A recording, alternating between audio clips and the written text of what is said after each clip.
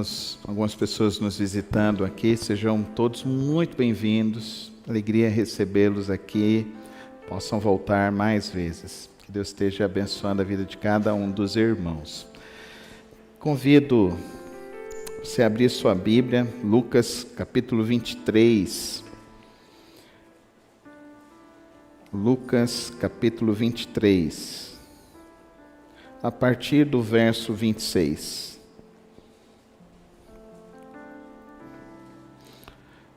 Quero destacar nesta manhã as falas de Jesus no seu Calvário. Enquanto levavam, agarraram Simão de Cirene, que estava chegando do campo, e lhe colocaram a cruz às costas, fazendo-o carregá-la atrás de Jesus.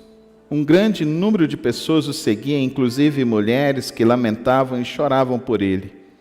Jesus voltou-se e disse-lhes: Filhas de Jerusalém, não chorem por mim, chorem por vocês mesmas e por seus filhos. Pois chegará a hora em que vocês dirão: Felizes as estéreis, os ventres que nunca geraram e os seios que nunca amamentaram. Então dirão as montanhas: Caiam sobre nós, e as colinas cubram-nos. Pois se fazem isto com a árvore verde, o que acontecerá quando ela estiver seca? 2 outros homens, ambos criminosos, também foram levados com ele para serem executados. Quando chegaram no lugar chamado Caveira, ali o crucificaram com os criminosos, um à sua direita e o outro à sua esquerda. Jesus disse: Pai, perdoa-lhes, pois não sabem o que estão fazendo. Então eles dividiram as roupas dele, tirando sortes. O povo ficou observando e as autoridades o ridicularizavam. Salvou os outros, diziam eles. Salve a si mesmo, se és o Cristo de Deus, o escolhido. Os soldados, aproximando-se dele, zombavam dele, oferecendo-lhe vinagre, e diziam: Se você é o rei dos judeus, salve-se a si mesmo. Havia uma inscrição acima que dizia: Este é o rei dos judeus. Um dos criminosos que ali estavam dependurados lançava-lhe insultos: Você não é o Cristo, salve-se a si mesmo e a nós. Mas o outro criminoso o repreendeu, dizendo: Você não teme a Deus, nem estando sob a mesma sentença? Nós estamos sendo punidos com justiça, porque estamos recebendo o que os nossos atos merecem. Mas este homem não cometeu nenhum mal. Então ele disse: Jesus, lembra-te de mim quando entrares no teu reino. Jesus lhe respondeu: Eu lhe garanto, hoje mesmo você estará comigo no paraíso. Já era quase meio-dia, e trevas cobriram toda a terra até às 3 horas da tarde. O sol deixara de brilhar, e o véu do santuário rasgou-se no meio. Jesus bradou em alta voz: Pai, nas tuas mãos entrego o meu espírito. Tendo dito isto, expirou. O centurião, vendo o que havia acontecido, louvou a Deus, dizendo: Certamente este homem era justo. E todo o povo que se havia juntado para presenciar o que estava acontecendo, ao ver isso, começou a bater no peito e a afastar-se. Mas todos os que conheciam, inclusive as mulheres que o haviam seguido desde a Galiléia, ficaram de longe, observando estas coisas. Pai querido, Pai celeste, lemos Tua Santa Palavra nesta manhã. Pedimos, ó Pai, que o Teu Espírito nos faça compreender o Teu propósito, o Teu plano, a Tua vontade para as nossas vidas, para que possamos, ó Deus, a compreender, possamos viver o Teu propósito, vivermos a Tua vontade nestes dias. Ajuda-nos a compreensão, ajuda-me a exposição, e que em tudo o Senhor seja glorificado e exaltado, em nome de Jesus. Amém. que você faz em dias difíceis? Nossa maior tendência em dias difíceis é reclamar, não é verdade, irmãos? Nós reclamamos, nós murmuramos em dias difíceis. Em dias difíceis também, muitas de nós perdem a fé, a tal ponto de não conseguirem orar e não conseguirem também se preocupar com o próximo. Em tempos difíceis, em dias difíceis, nós precisamos aprender a ter a mesma atitude de Jesus. Qual foi a sua atitude? A atitude no dia da sua crucificação. Entenda o contexto. Jesus foi acusado, está sendo penalizado sem uma culpa.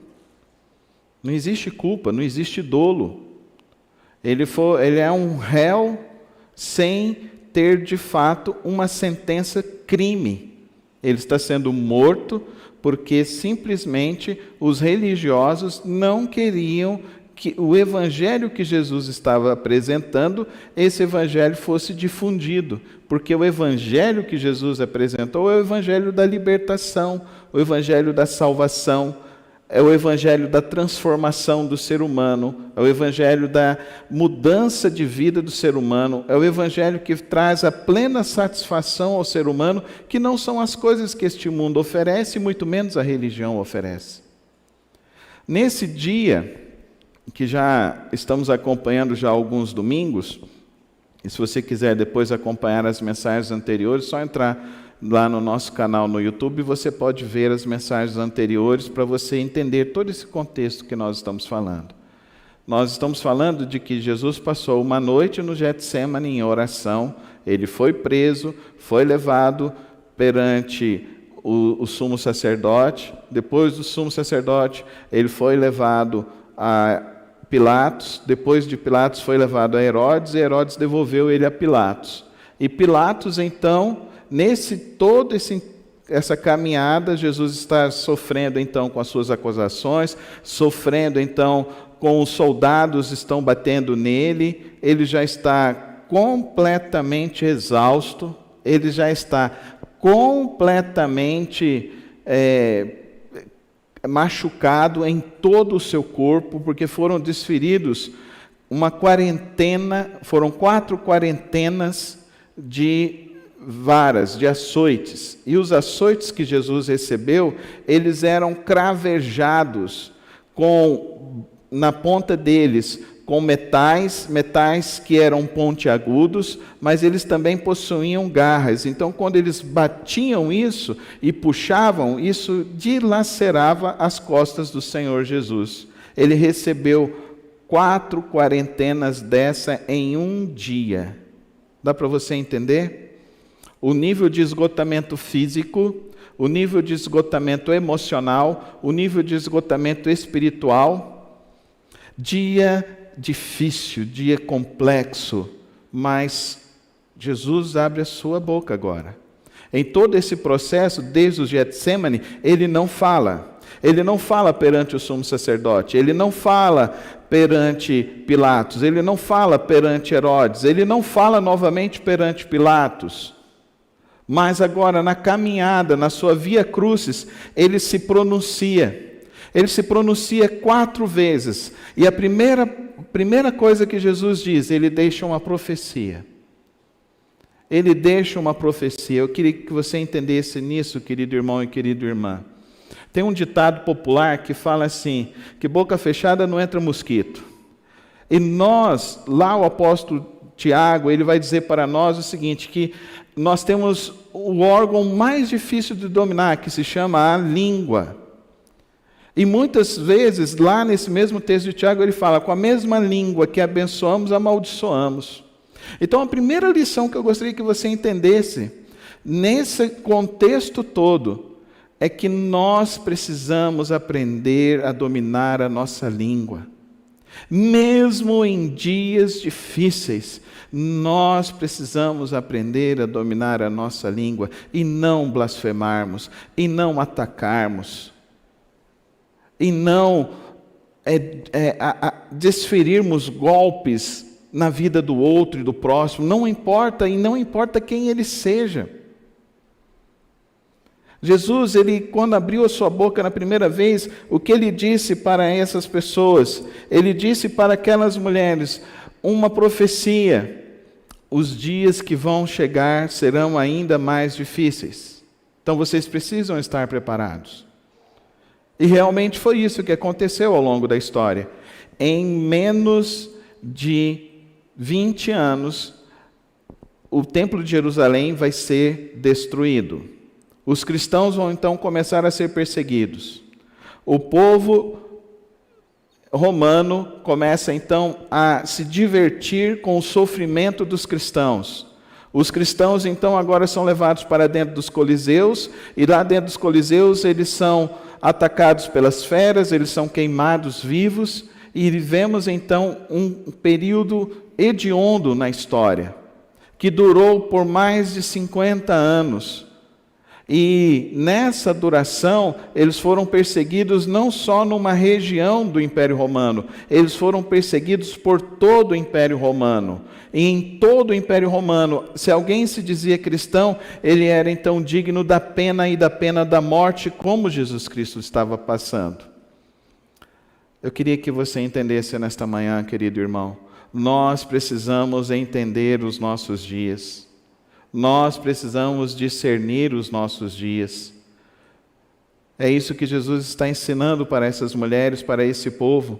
Esteja atento pelo que vai acontecer. Esteja atento pelas coisas que estão ao nosso redor. Esteja atento. Porque os dias, nós queremos dias bons e dias de paz, não é verdade? Sim ou não? Nós queremos dias bons e dias de paz. O povo da Ucrânia também queria dias bons e dias de paz, você acha que não? E lá, sem mais nem menos, tem uma guerra que já dura mais de 6 meses. A Síria queria dias de paz e dias bons. Lá eles estão com uma guerra que já dura quase 5 anos. Então nós precisamos aprender a discernir sobre os tempos que nós estamos vivendo. Mesmo nos dias difíceis e das nossas dificuldades. Porque nós não podemos, queridos irmãos, viver com os nossos olhos só para o aqui e o agora. Isso é um erro. É isso que Jesus está dizendo para essas mulheres. Não fique só se preocupando com o aqui e o agora, você precisa olhar adiante. Porque às vezes a gente olha para a circunstância que agora a gente entra em desespero, a gente entra em preocupação e a gente fala onde que vai acontecer, como que vai se resolver as coisas. Querido irmão, tira um pouco os olhos do seu momento, tira um pouco os seus olhos do meio do furacão que você está enfrentando ou passando. É isso que Jesus está dizendo para nós. E Jesus está falando isso para esse povo, e olha as condições humanas que Jesus está tendo.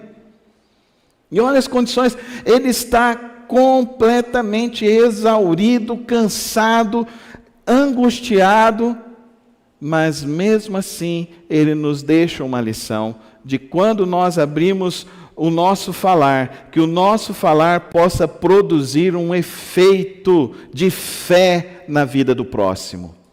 É isso que eu e você precisamos aprender nesta manhã. Que ao abrirmos os nossos lábios, a proferirmos qualquer palavra, a nossa palavra possa produzir um efeito de fé na vida do outro. Nós estamos vivendo um período de muita negatividade, nós estamos vivendo um período de muitas queixas, o povo está muito nervoso, o povo está muito assim, exaurido. É a hora que Deus nos colocou para vivermos, querido irmão e querida irmã. Eu e você. Eu e você. Por quê? Porque Deus quer usar a mim e a você. Ele quer usar a mim e a você de que maneira? Através dos nossos lábios. E quando nós abrirmos os nossos lábios, nós possamos então abençoar e não amaldiçoar. Amém, irmãos? Possamos ajudar as pessoas a aumentar a sua fé e não diminuir a fé das pessoas. A segunda fala do nosso Senhor Jesus Cristo aqui é interessante, porque ele vai falar isso para um dos ladrões que está com ele lá sendo crucificado. Novamente Jesus sendo crucificado. E entenda que a crucificação Não sei se você assistiu A Paixão de Cristo, do Mel Gibson. A retratação ali é muito fiel à época mesmo. Muito fiel. Aí as pessoas falam, não, mas ele não morreu, não existia a crucificação. Era crucificação. Esse negócio de madeiro, essa coisa de que não era madeiro, era crucificação. Eles morriam de braços abertos mesmo. Então, é isso que eu fico intrigado hoje. As minhas filhas estavam conversando comigo que elas estão estudando agora o período do Império no Brasil, né? E eu olho, eu aprendi, acho que você aprendeu também, que não foi um período bom no Brasil, mas eu quero te falar, eu olho assim e falo, o que esse Dom Pedro I, o que esse Dom Pedro II fez pelo Brasil, nós temos uma pátria graças a esses homens, uma pátria que é pacífica graças a eles. Foi através dessa família que teve a abolição da escravatura, foi através dessa família que se fundou grandes marcos no Brasil, as divisões, saímos dos tratados de Tordesilhas e entramos para estabelecimento de estados. Mas você vai pegar o seu filho vai para a escola, e o que ele vai aprender? É uma história que é recontada. Essa história que é recontada hoje, nós precisamos estar muito atentos aos nossos filhos, Eu vou compartilhar mais uma coisa da minha filha. Ela vai brigar comigo hoje, mas eu já vou pedir perdão em nome de Jesus e eu te amo, minha filha. Aula de biologia. Aí a professora falando de sexualidade. E ela começou a perguntar, o que é sexo? Aí os meninos falaram outro falou lá. A minha filha falou, casamento. Aquilo gerou um impacto dentro da sala, de tal maneira que a professora começou a virar e falar assim, não, sexo, isso aí é a sua concepção religiosa, isso aí é a sua formação. E o pai aqui todo orgulhosão, né? Todo feliz. Eu falei, graças a Deus, eu não preciso forçar nada, a gente vai ensinando os nossos filhos e eles vão vivendo a palavra de Deus. E eu falei para elas, filha, não sou eu que estou orgulhoso de você, é Deus quem está orgulhoso de você.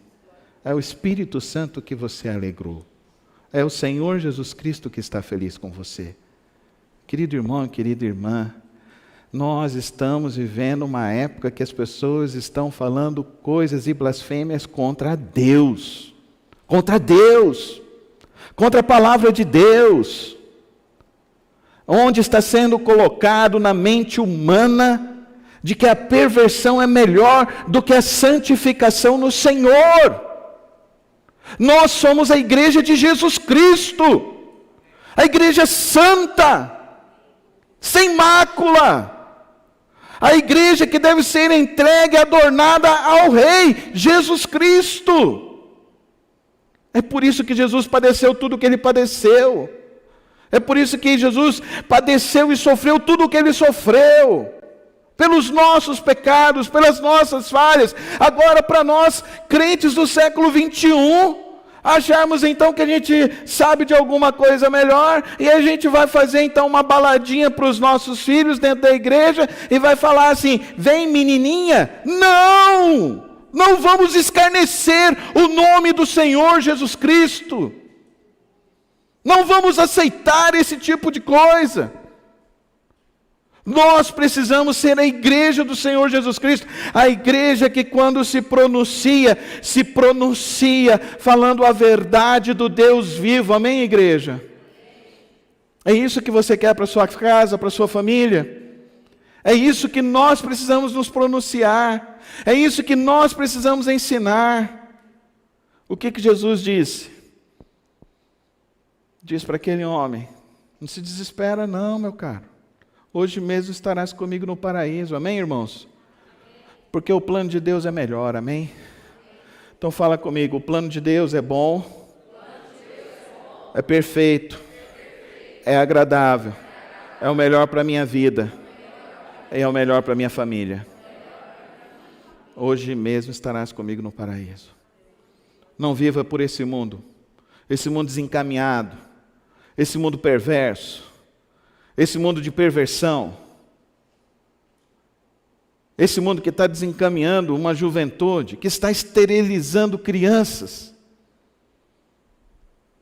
que está querendo legitimar assassinato de crianças.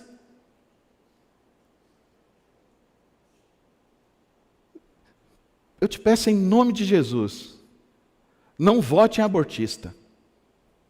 Porque se você votar em um abortista, na palavra de Deus conta 2 tipos de assassinatos contra as crianças, que aconteceu no período de Moisés e aconteceu no período de Jesus, aonde as crianças foram sacrificadas.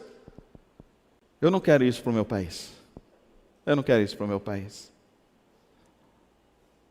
Na hora que o pastor Wesley falou que tenha 4 crianças lá para ser adotadas, eu orei aqui: Senhor, levanta alguma família aqui na igreja que vai adotar os 4. Amém, igreja? Porque é isso, querido irmão. Eu e você estamos aqui para fazer a diferença. Eu e você estamos aqui para dizer que nós vivemos por uma pátria superior, amém? E a nossa pátria é a pátria do Senhor Jesus Cristo. É isso que ele falou para esse homem. Olha, aqui você é um condenado. Aqui você cometeu erros. Mas existe esperança para você. Porque existe uma pátria melhor. Existe uma vida melhor. Uma vida com Jesus Cristo, querido irmão e querida irmã. A última fala do nosso Senhor Jesus Cristo. Ele diz assim, verso 46. E agora ele não simplesmente fala, mas ele faz um brado. Ele faz um grito. Ele exclama a Deus. Ele diz, eu pulei um aqui, irmãos. A terceira eu pulei, né? É o verso 43. Ainda bem que eu olhei, porque eu falei, pulei alto. 43. Eu lhes garanto, hoje mesmo... Não.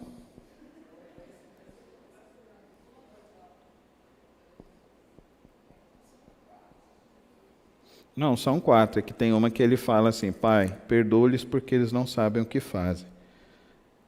E agora sumiu na minha Bíblia aqui, mas eu vou falar sem lembrar o texto aqui, mas Pai, perdoa-lhes por... 34. Obrigado, pastor. O 34, eu pulei aqui atrás, irmãos. Pai, perdoa-lhes, pois não sabem o que fazem. Olha que coisa interessante. Você acha que aqueles homens não sabiam o que eles estavam fazendo? Que eles estavam punindo alguém que tinha sido condenado? Mas ele era inocente. Jesus se coloca ali como intercessor. O nosso intercessor. Depois o autor de Hebreus fala que nós temos nele o nosso intercessor, o nosso sumo sacerdote. Depois lá em Tiago, no capítulo 2, ele vai falar assim, que só há um intercessor entre Deus e os homens, e esse é Jesus Cristo. E aqui ele então exclama, Pai, perdoa-lhes porque não sabem o que fazem. Eu queria tirar 3 implicações disso aqui para mim e para você. A primeira delas, queridos irmãos, é que o perdão é algo tão divino, é algo tão poderoso, que somente Cristo poderia trazer esse perdão a mim e a você. Haveria impossibilidade humana de receber e conceder esse perdão. Por isso Deus veio nos conceder esse perdão.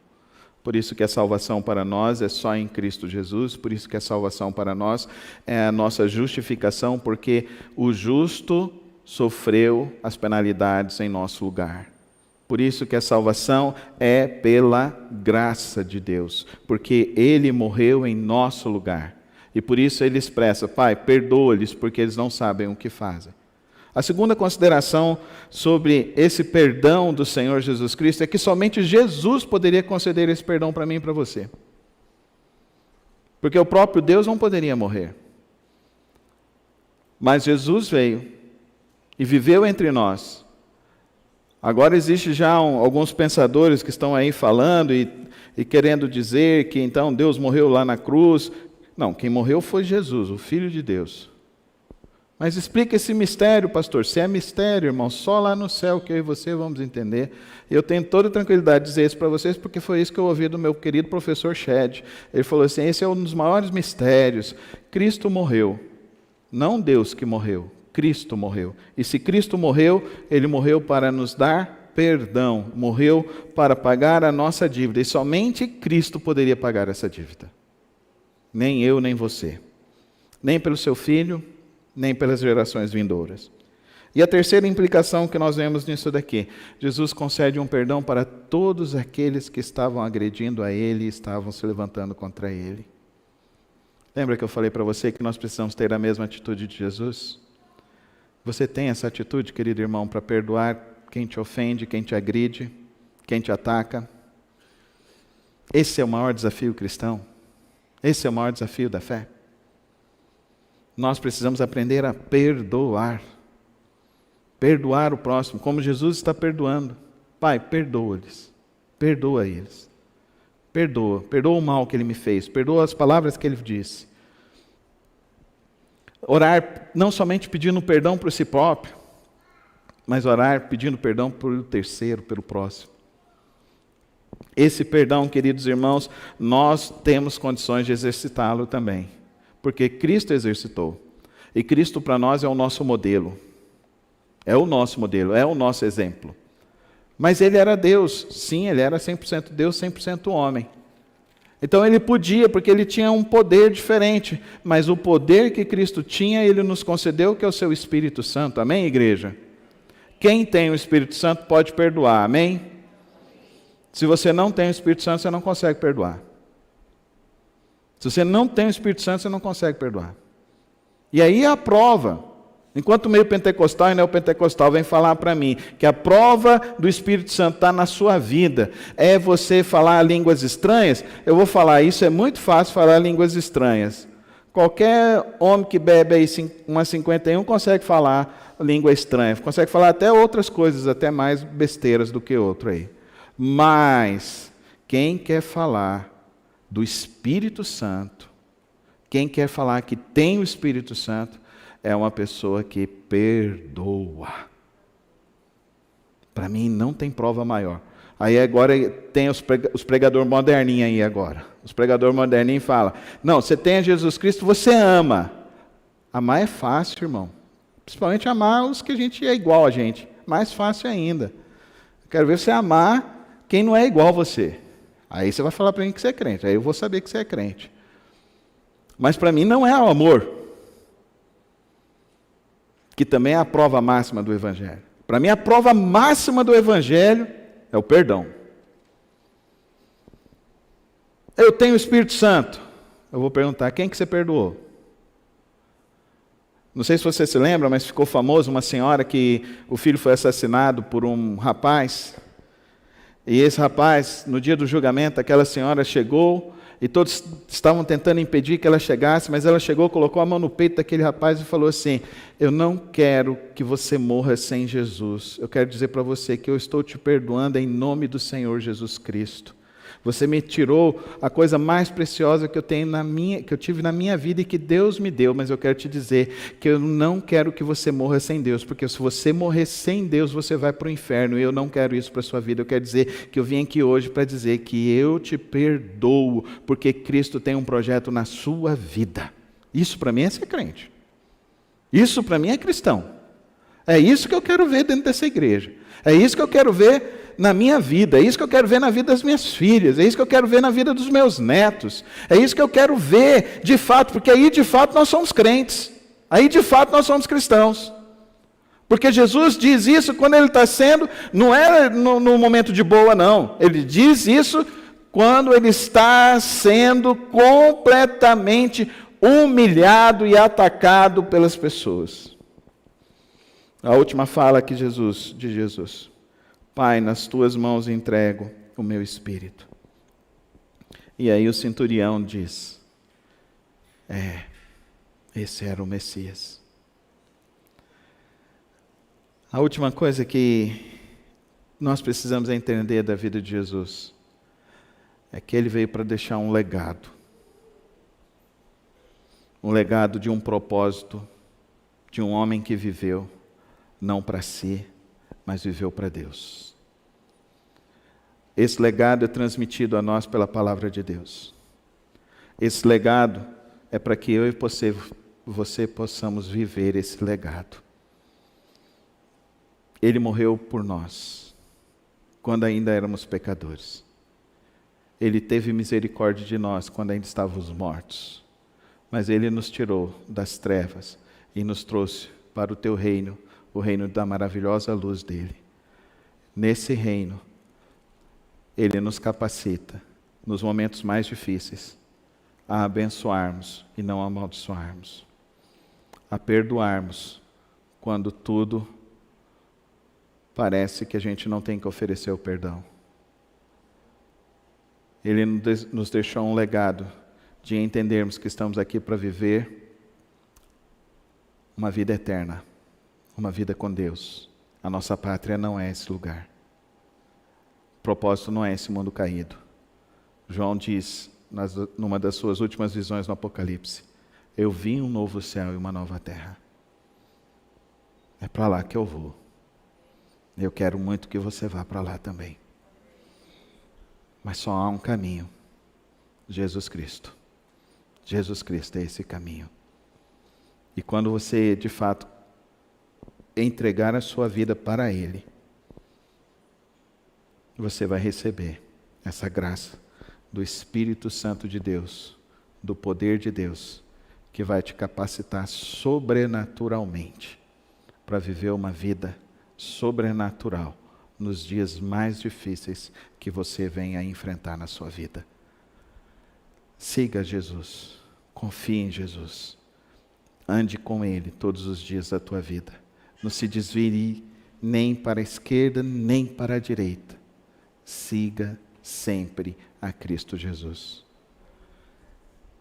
E se você é como eu, que tem dificuldade às vezes de ficar com a boca calada, que tem dificuldade às vezes de não conseguir perdoar, se você é como eu, que às vezes é dominado por uma impulsividade da minha carne terrível, hoje é a mesa do Senhor. Peça perdão a Ele. Ele vai te perdoar para te revestir do Espírito Santo de Deus. É nele que nós temos a força para viver. É em Cristo Jesus que nós temos a força para viver. É em Cristo Jesus. Viva para Cristo Jesus. Vamos orar? Feche os teus olhos. Pai, nos capacita, Pai, a viver a vida do Teu Filho. Nos capacita, Senhor, nesta manhã, a abençoarmos quando estivermos nas dificuldades, a perdoar, mesmo com o coração sangrando. Abre a nossa mente, a nossa visão para viver por essa pátria superior que o Senhor tem nos dado a esperança. E derrama sobre nós o poder do Teu Espírito para vivermos essa nossa vida na Tua força e no Teu poder. É assim que eu clamo ao Senhor nesta manhã. Capacita-nos em nome de Jesus. Amém. Amém.